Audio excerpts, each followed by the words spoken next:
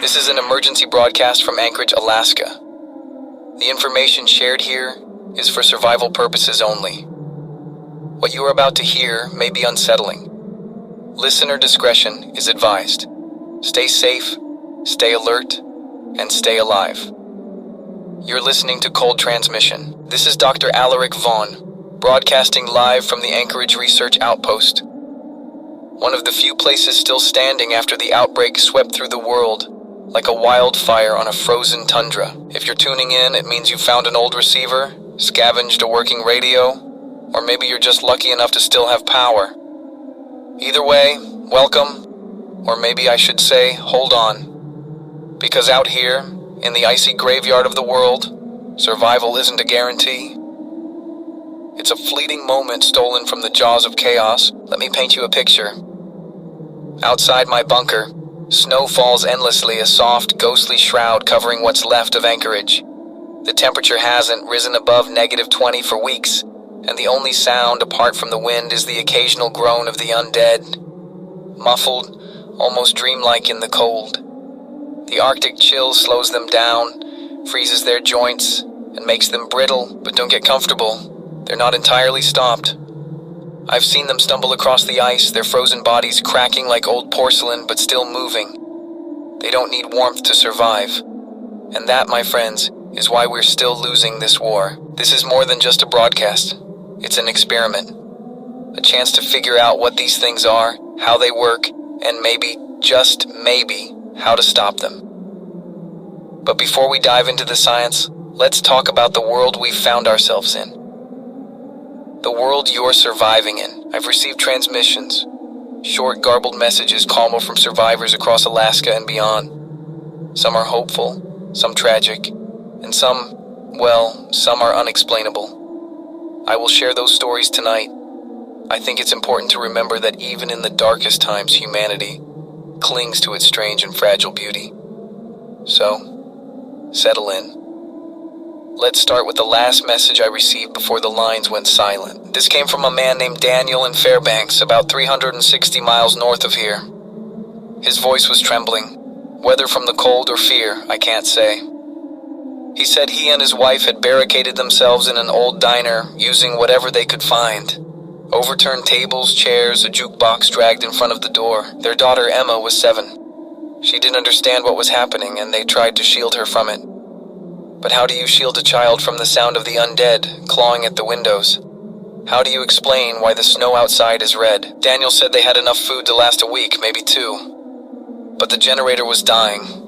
The cold was creeping in through every crack, every broken window pane. He described how the frost painted the walls in jagged patterns, like veins spreading across a dying body, and then his voice broke.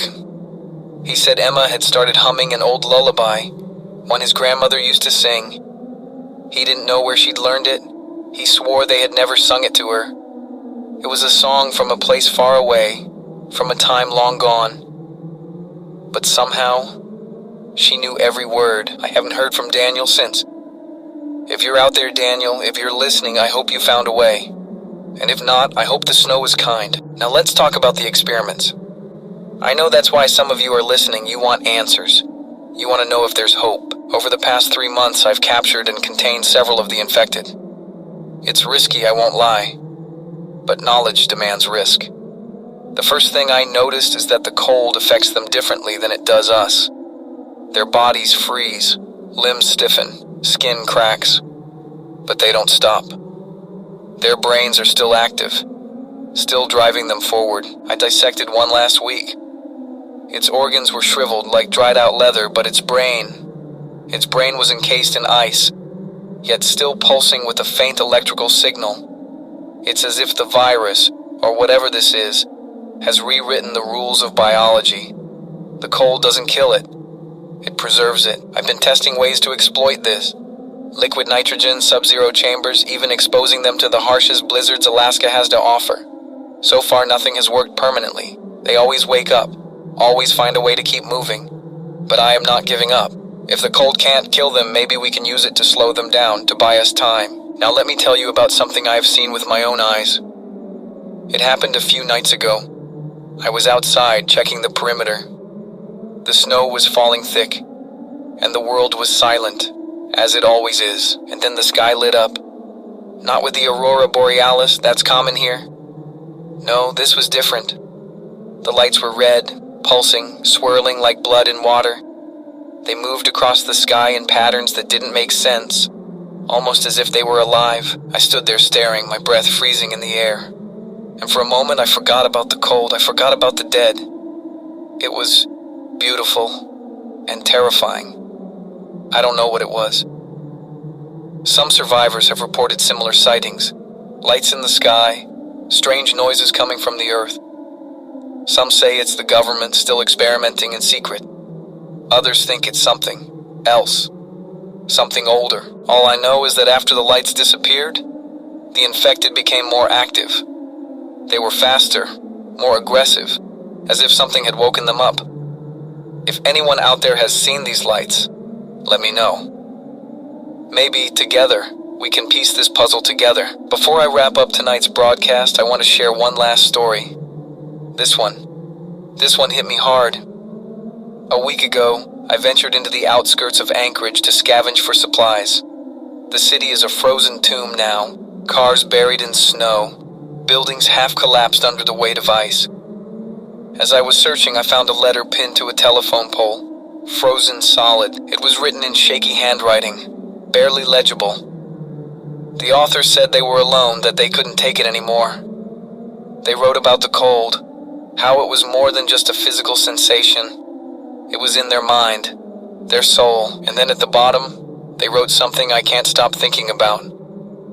They said, the cold isn't just killing us. It's listening. I don't know what they meant by that. But out here in the silence of the Arctic, it's easy to believe. For those of you still listening, thank you. You remind me that humanity isn't gone. Not yet. Remember, the cold is our enemy, but it's also our ally. Use it wisely. Stay hidden. Stay warm. And if you see the lights in the sky, don't look too long. This is Dr. Alaric Vaughn signing off for now. Until next time, survivors, stay safe. You're listening to Cold Transmission.